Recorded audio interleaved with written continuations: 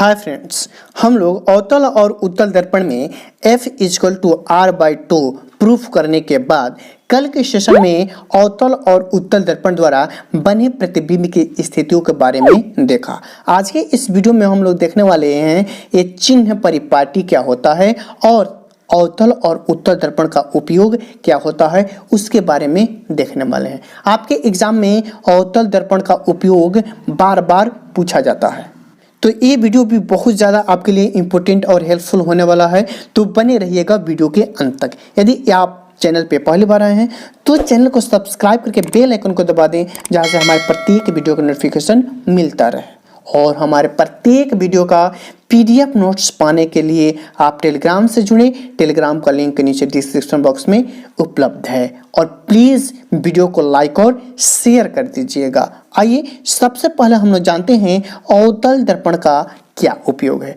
तो अवतल दर्पण के बहुत सारे उपयोग हैं। हम लोग जब हजामती कार्य करने यानी कि दाढ़ी और बाल करवाने जाते हैं तो वहाँ पे जिस दर्पण का प्रयोग होता है वो अवतल दर्पण ही होता है। इसका कारण यह है कि इस दर्पण में जो चेहरे का प्रतिबिंब बनता है वो सीधा, बड़ा और काल्पनिक बनता है, जिससे उस नाई को बाल काटने में आसानी होती है। इसके बाद रोगियों की जब हम कान, आँख और गले इत्यादि की जांच करते हैं तो वहाँ पे भी हम लोग अवतल दर्पण का प्रयोग करते हैं। इतना ही नहीं, बड़े बड़े अवतल दर्पण का उपयोग जो होगा वो सोलर कुकर में भी किया जाता है, क्योंकि सूर्य से आने वाली प्रकाश की किरणें को उन किरणों के साथ ऊष्मीय विकिरण को फोकस पर अभिसरित कर देता है, जिसके फलस्वरूप ताप बढ़ जाता है और खाना पकाने में सुविधा होती है। अवतल दर्पण का चौथा उपयोग क्या है कि अवतल दर्पण का उपयोग सर्च लाइट में, गाड़ियों में, टर्च में, टेबल लैंप इत्यादि में किया जाता है।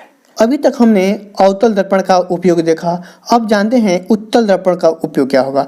तो उत्तल दर्पण का उपयोग सड़क एवं गलियों में जो लाइट के परावर्तन के लिए किया जाता है और इसका सबसे बृहद स्केल पे इसका उपयोग जो मोटर कार, ट्रक, बस वगैरह होता है ना, तो जो साइड मिरर के रूप में जो दर्पण लगा रहता है वो उत्तल दर्पण ही होता है। तो आपसे पूछ लिया जाता है साइड मिरर के रूप में किस दर्पण का उपयोग किया जाता है, तो उत्तल दर्पण का उपयोग किया जाता है।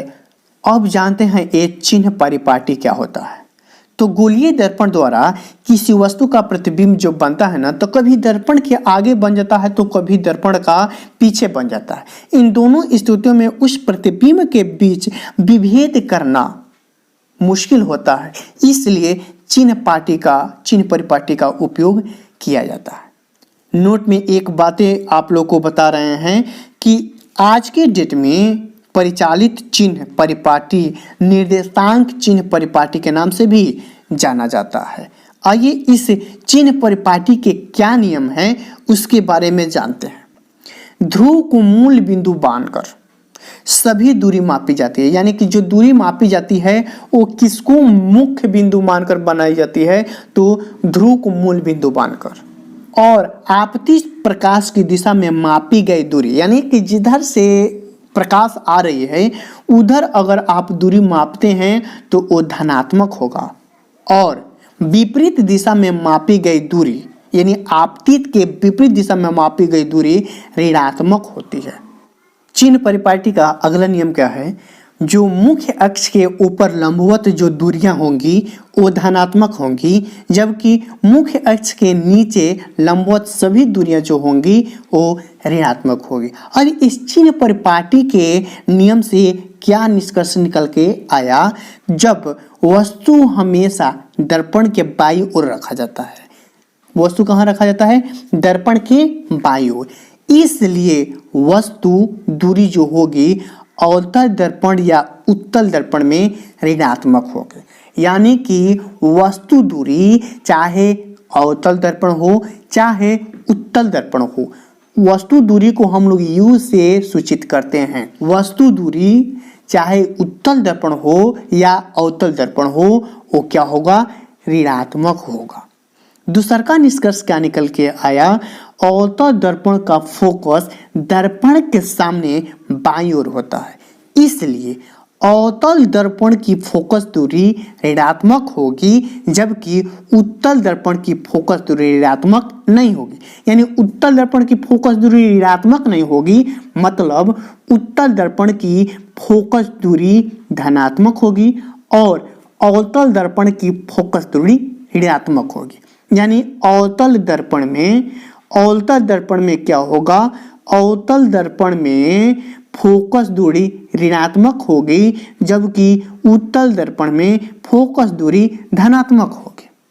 तीसरा निष्कर्ष क्या निकल के आया, अवतल दर्पण का प्रतिबिंब कभी धनात्मक तथा कभी ऋणात्मक होता है। चौथे निष्कर्ष के बारे में चर्चा करते हैं कि अवतल दर्पण की फोकस दूरी ऋणात्मक होती है, इसलिए इस दर्पण की वक्रता त्रिज्या भी ऋणात्मक होगी।